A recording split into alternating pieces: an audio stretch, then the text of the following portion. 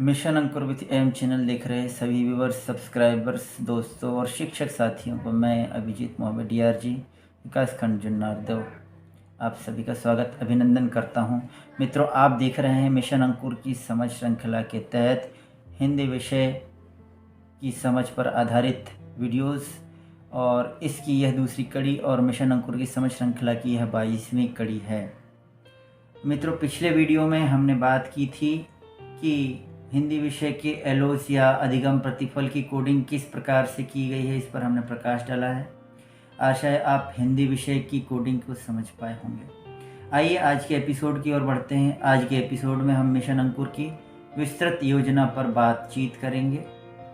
मित्रों, हमने तीसरे चौथे वीडियो में FLN, निपुण भारत और मिशन अंकुर के बारे में विस्तृत बातचीत की थी। यदि आप इनके बारे में अधिक जानना चाहते हैं तो आप इन वीडियोस को देख लें, इन एपिसोड्स को देख लें।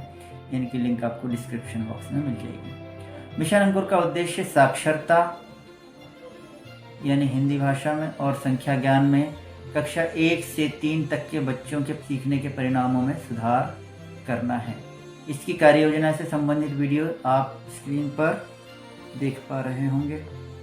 साथ ही मिशन अंकुर किस प्रकार से मध्य प्रदेश राज्य में कार्य कर रहा है यह भी आप स्क्रीन पर देख पा रहे होंगे। हम इन सारी बातों पर पहले बातचीत कर चुके हैं, अतः हम अब आगे बढ़ते हैं। आपको एक स्लाइड दिखाई दे रही होगी। ये प्राथमिक कक्षाओं यानी कक्षा 1 और 2 में व्यापक साक्षरता अनुभव के विषय में बता रही है।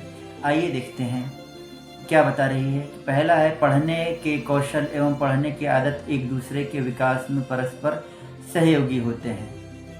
साक्षरता विकसित करने के प्रमुख उद्देश्य स्वतंत्र पाठक एवं लेखक विकसित करना होता है। साक्षरता का अंतिम उद्देश्य क्या है?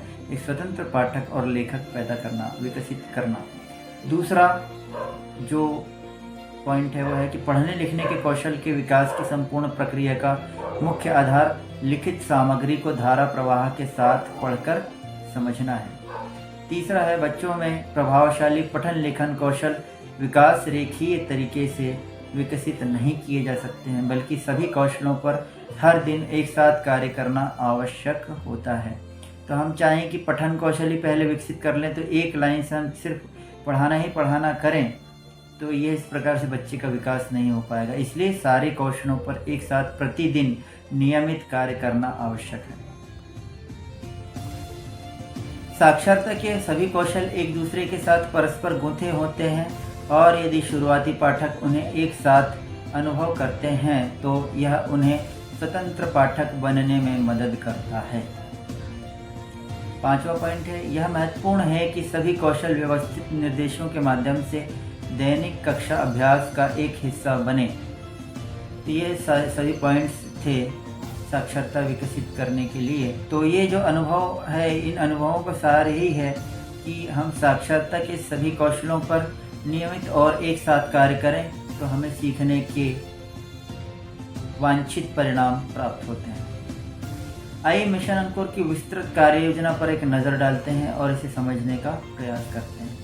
निपुण भारत से प्रेरित मूलभूत भाषा एवं साक्षरता का मिशन अंकुर में समावेश किया गया है।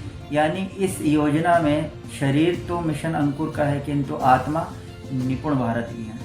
आइए देखते हैं मूलभूत भाषा और साक्षरता की समझ किन किन बिंदुओं के तहत की जाएगी। पहला होगा मौखिक भाषा विकास।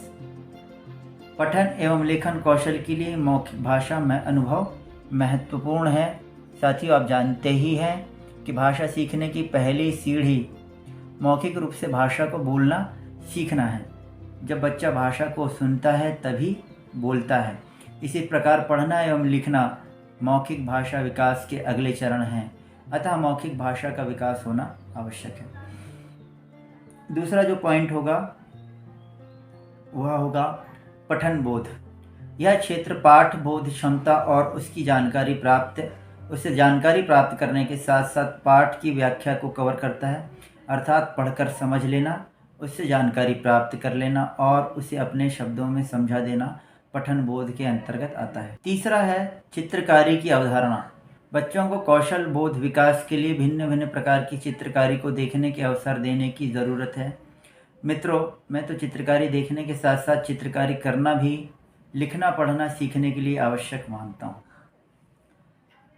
अगला पॉइंट है वह है लेखन। इस क्षेत्र में अक्षर और शब्द लेखन दक्षता के साथ साथ अभिव्यक्ति लेखन भी शामिल है, अर्थात अपनी बात को लिखकर बताना भी लेखन में शामिल है। अगला बिंदु है स्मरण शक्ति। इस क्षेत्र में मौखिक स्मरण, लेखन, पठन स्मरण और शब्दों का रूपात्मक विश्लेषण दक्षता शामिल है। स्मरण शक्ति के बिना तो लिखना पढ़ना बिल्कुल असंभव है। ध्वनि बोध। इस क्षेत्र में शब्द बोध, लय बोध और शब्दों में निहित ध्वनि बोध, जो भाषा के साथ उनके अर्थ पूर्ण संबंध को से उत्पन्न होती है, शामिल है। ध्वनि ही वह माध्यम है जो वर्णों या प्रतीकों से जुड़कर उसे बोधगम्य बनाती है। अगला पॉइंट है डिकोडिंग। इस क्षेत्र में चित्रबोध, अक्षर ज्ञान और डिकोडिंग तथा शब्द पहचान शामिल है। डिकोडिंग में यह सब सम्मिलित है। 8वां पॉइंट है निर्बाध पठन। यह सटीकता और गति यानी स्वामित्व, लय, अभिव्यक्ति, छंदमय और बोध से संबंध रखता है। गति यानी स्वामित्व, लय यानी जिसकी गति पर आपका स्वयं का नियंत्रण हो। अभिव्यक्ति, छंदमय, आप एक फ्लो में, एक लय में किसी बात को रख पाएँ। यह सब चीज़ें निर्बाध पठन में शामिल है।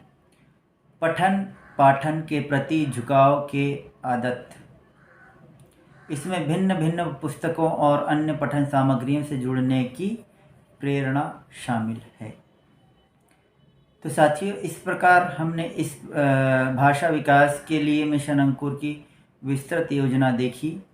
आशा है आपकी इसके प्रति समझ बनी होगी। यदि यह वीडियो अच्छा लगा हो तो आप लाइक, शेयर एवं चैनल को सब्सक्राइब कर बेल आइकन अवश्य दबाएं।